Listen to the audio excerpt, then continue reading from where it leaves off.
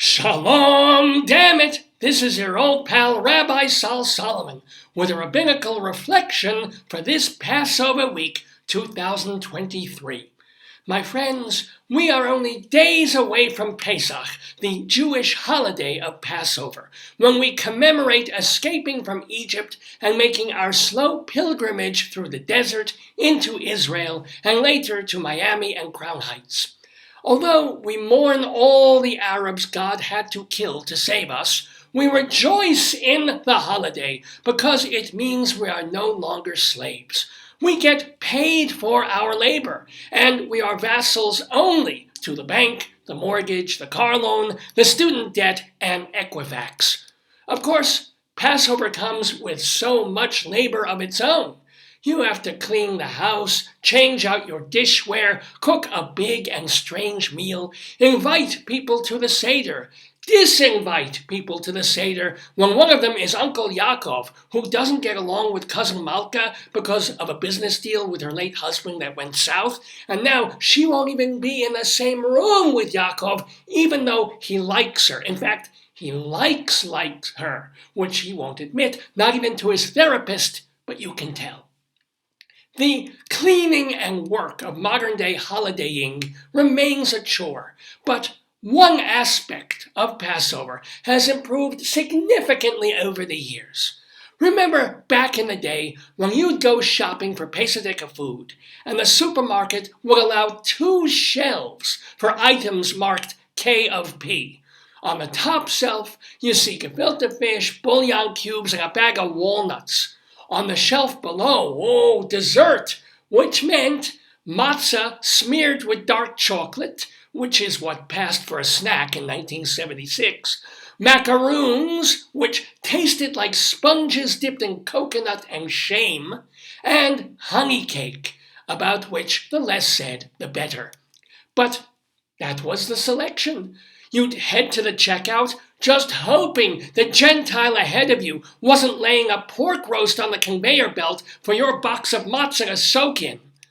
Yes, if you wanted Jewish food, you'd fry your own matzah meal pancakes, you'd roast a roast, you'd shred your knuckles making charoset that everybody else would eat at the Seder, so by the time the bowl got back to you, you had one speck, not even big enough to stop up a bluebird's tuchus. Oh, my chaverim, times were tough, but now Jewish neighborhoods have entire stores devoted to Passover edibles. You enter surrounded by kashrut. You almost expect them to hand you a tefillin with your shopping cart. And you can barely imagine a food that doesn't have a Passover hack. Bacon, fried pastrami. Breakfast cereal, apple cinnamon crispy O's. That's a real thing. French toast, matzah brie, shrimp cocktail. Okay, you're on your own there, but the variety astonishes. Let's say, however, that you don't live in Cedarhurst because you have a life. Your neighborhood is so goyish, they put up Christmas trees in October and leave them up until October. And yet, visit the supermarket, and guess what? Even there, an aisle will be set aside for all these Passover foods Jews don't want to eat, but we have to. And if you're a shut-in, Amazon has an entire Pesach portion where you can buy everything from matzo ball soup to nut butter. Those of you who are laughing at nut butter, grow up. You can purchase Exodus brand kosher for Pesach beef jerky, and Amazon will sell you Manischewitz granola and Lieber's gluten-free elbow macaroni. Is that almost too secular? Don't worry, you can still find chocolate lollicones, Joyva ring gels, and a good old bottle of Gold's horseradish so red it's guaranteed to ruin any shirt sleeve you dip into. I complain a lot because I'm Jewish, and also because many things in life have progressively worsened. Air travel, doctor's appointments, cost of living, insurance, sitting in a theater with a mask on, watching plays designed to make me feel guilty for being me. The world is a little crazy right now, and a little crazy always. So, it's a rare pleasure when something gets better and easier. As a child, by the third day of Pesach, I was so bored and constipated, people mistook me for Ben Stein. A Jewish kid growing up right now could eat a week of Passover food and not even realize it's Passover.